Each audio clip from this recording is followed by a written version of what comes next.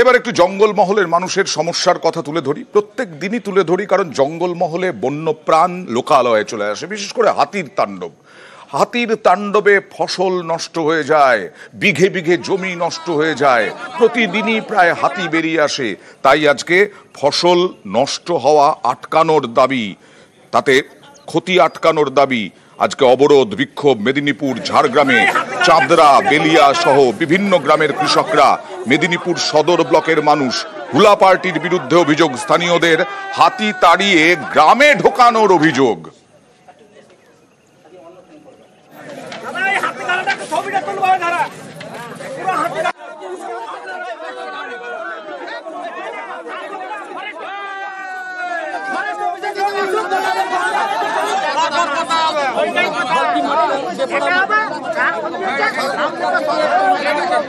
জঙ্গলে পাঠাবে তা নয়, হুলা পার্টির বিরুদ্ধে অভিযোগ হাতি তাড়িয়ে গ্রামের ভেতরে ঢোকানো হয়। হুলা পার্টি কমিশন দিয়ে খেদিয়ে নিয়ে আসবে, সেটা আমরা চাই না। আমরা চাই বনের পশুতে স্বাভাবিক নিয়মে আসুক, তাতে 2-4 বিঘা জমি নষ্ট করা হোক, কিন্তু খেদিয়ে নিয়ে এসে ঢুকানো চলবে না। চাষটাকে নষ্ট করার জন্য চক্রান্ত করছে, সেটা আমরা চাই না। এবং বিটবাবু এর মধ্যে প্রচ্ছন্ন মদত আছে, যাতে না এই জিনিসটা হয়, তার জন্য আমরা আবেদন জানাবো ডিওপোর কাছে। আজও উঠে এলো 26,000 চাকরি বাতিলে স্কুলে স্কুলে কতটা প্রভাব। কোথাও ঘন্টা বাজানোর লোক নেই, কোথাও বিজ্ঞান পড়ানোরও লোক নেই। মঙ্গলগঞ্জে সায়েন্সের একটাই স্কুল, আমরা সায়েন্সের বিভাগের ছাত্র। আমাদের যারা সায়েন্সের টিচার ছিল ওনারা চাকরি হারিয়েছেন, আমরা অসহায় হয়ে পড়েছি। এবার আমরা কি করব, কোথায় যাব? সুন্দরবনের হিঙ্গলগঞ্জ হাই স্কুল, হিঙ্গলগঞ্জের একমাত্র স্কুল যেখানে সায়েন্স পড়ানো হয়। এই স্কুলের সায়েন্স বিভাগে 5 জন শিক্ষক ছিলেন। বৃহস্পতিবারের সুপ্রিম রায়ে এই 5 জনেরই চাকরি চলে গেছে। সায়েন্স পড়াবেন কে? মঙ্গলগঞ্জে সায়েন্সের একটাই স্কুল, আমরা সায়েন্সের বিভাগের ছাত্র। আমাদের যারা সায়েন্সের টিচার ছিল ওনারা চাকরি হারিয়েছেন, আমরা অসহায় হয়ে পড়েছি। এবার আমরা কি করব, কোথায় যাব? সায়েন্স ডিপার্টমেন্টে কিভাবে আমি চলবো, বা এবারে 11-এ সায়েন্স ভর্তি করা আছে, অ্যাডমিশন হয়ে আছে, খুব ক্ষতি হয়ে গেল আমাদের।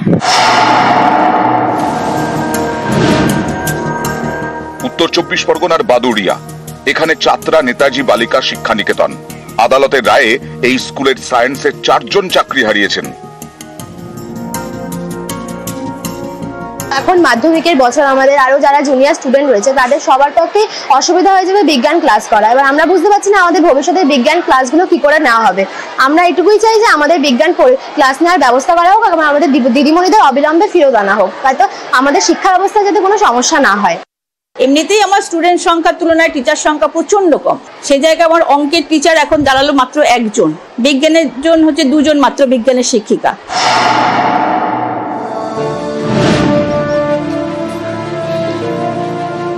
বাঁকুড়ার ইন্দাসে ছোট গোবিন্দপুর SN পাঁজা হাই স্কুল, সুপ্রিম রায়ে চাকরি গেছে এই স্কুলের প্রধান শিক্ষকের, চাকরি গেছে স্কুলের একমাত্র অশিক্ষক কর্মীরও।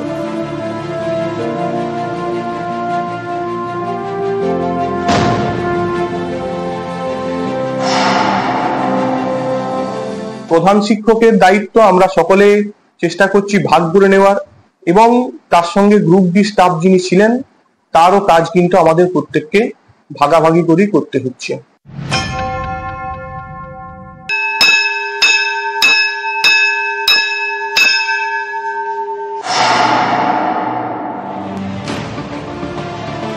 নদিয়ার কালীগঞ্জের মীরা হাই স্কুল, স্কুলের 38 জন শিক্ষকের মধ্যে 11 জনের চাকরি চলে গেছে।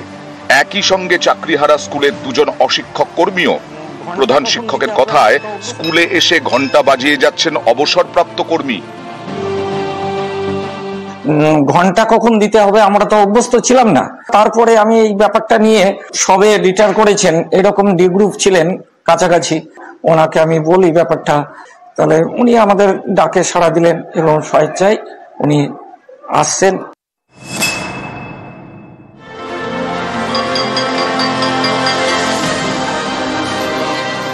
তিন শিক্ষকের চাকরি যাওয়ায় বিপাকে স্কুল বনগাঁ ট্যাংরা কলোনি হাই স্কুল।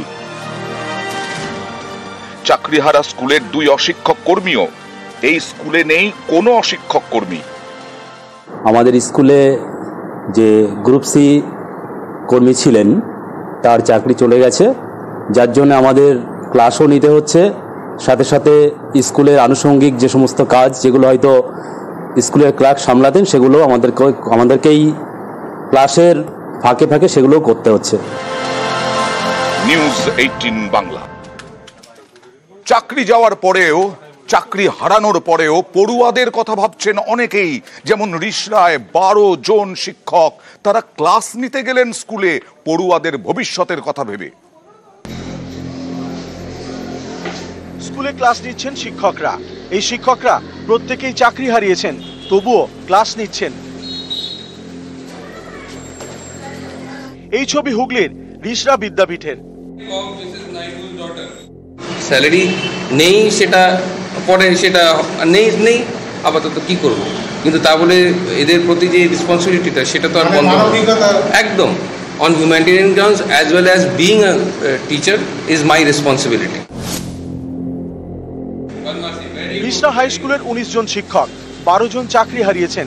চাকরি হারিয়েও এই 12 জনই স্কুলে ক্লাস নিচ্ছেন। সরকার আমাদের সাথে আছে কি, কমিশন আছে কি না সেটা আমরা জানি না, কিন্তু যেহেতু আমাদের একটা দায়িত্ব সমাজের প্রতিও আছে, সেই জন্য আমরা স্টুডেন্টের সাথে দাঁড়িয়ে আছি। কত আনন্দ আমি দেখলাম বাচ্চাদের মুখে, যে একটা হাসি মুখ পেলো আমাকে দেখে। বাচ্চারা ভেঙে পড়বে না আসলে, সেটা পড়াচ্ছি যতদিন পারি, যতদিন গভর্নমেন্ট অ্যালাউ করছে আসার জন্য। যখন নোটিশ আসবে না আসা তখন আসবো না।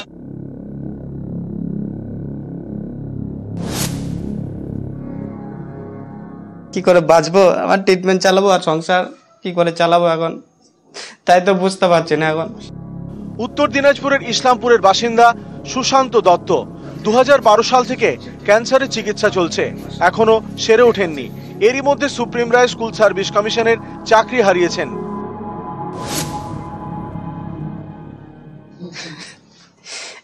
নিজে এখন আমি কি করে বাঁচবো, আমার ট্রিটমেন্ট চালাবো আর সংসার কি করে চালাবো এখন, তাই তো বুঝতে পারছি না এখন।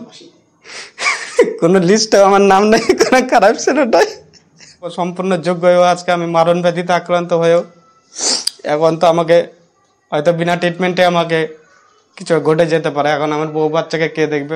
সরকারকে যেরকম দেখা উচিত, এই যে যেরকম সোমাকে দেখেছে উনি, এরকম অনেকে আছে, তাদেরও কথা ভাবা উচিত। ওনার কি করব না করব বুঝে উঠতে পারছি না। ধূপগুড়ির প্রসেনজিৎ দাস কৃষক পরিবারের ছেলে। প্রসেনজিৎ ধূপগুড়ির বিদ্যাশ্রম দিব্যজ্যোতি বিদ্যানিকেতন হাই স্কুলের অঙ্কের শিক্ষক। চাকরিহারা শিক্ষকদের তালিকায় প্রসেনজিৎ। বাড়ি করার জন্য লোন, সেই লোন চলছে, ইএমআই, বয়স্ক বাবা মা অসুস্থ, এইসব চলতে হয়। পরীক্ষা হলে তো অবশ্যই পরীক্ষা বুঝতেই লাগবে, কিছু একটা করতেই লাগবে, না করলে কিভাবে চলবে? নিজে এখন আমি কি করে বাঁচবো, আমার ট্রিটমেন্ট চালাবো।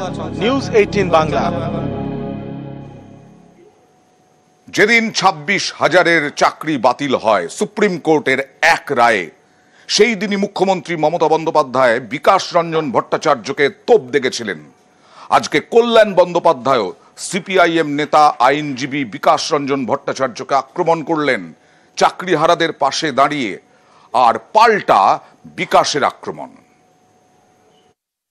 বিকাশবাবু এবং ওর সাঙ্গপাঙ্গরা যাদের হয়ে মামলা করলো, আনসাকসেসফুল ক্যান্ডিডেটদের, ওরা কি করেছিল, হাইকোর্টে গিয়েছিল চাকরি পাওয়ার জন্য, কিন্তু বিকাশবাবু তো তার একটা মক্কেলের জন্য চাকরি আনতে পারলো না। সিপিএম এবং বিজেপি একসঙ্গে মিলে যে মামলাটা করলো, তাদের তো চাকরি দিতে পারলো না। They enjoy sadistic pleasure. কত বড় অপদার্থ সব আইনজীবী ওরা, যে অন্য লোকের চাকরি খেলাম, ঠিক আছে ভাই খেয়েছো, নিজের লোকেদের চাকরিগুলো কোথায় দিতে পারলে কোর্ট থেকে অর্ডার নিয়ে এসে। সুপ্রিম কোর্ট যে অর্ডারটা দিয়েছে সেই অর্ডার অনুযায়ী বিকাশবাবুর মক্কেলরা কখনো ওই পরীক্ষা দিয়ে চাকরি পাবেই না। আমরা আদালতে গিয়েছি নিয়োগ প্রক্রিয়ার দুর্নীতির বিরুদ্ধে, আদালত সেটা পরিষ্কার ঘোষণা করে দিয়েছেন। আমরা তো এই জন্য যাইনি যে আমাদের চাকরি দাও, আদালতের কাছে দাবি আমরা করিনি। ওরা তো ছেলে মানুষের মতো কথা বলছে। আসলে ওরা বিভ্রান্ত হয়ে পড়েছে, ওরা বুঝতে পারেনি, ওরা ভেবেছিল সব আইনজীবীকেই বোধহয় ম্যানেজ করা যায়, পরীক্ষা হবে সকলের জন্যই এবং আমাদের ছেলেরা তা পরীক্ষায় বসবে। 16 সালে যারা অংশগ্রহণ করেছিল তারাই অংশগ্রহণ করতে পারবে। এর বাইরে অন্য কেউ সেখানে বসতে পারবে না? না,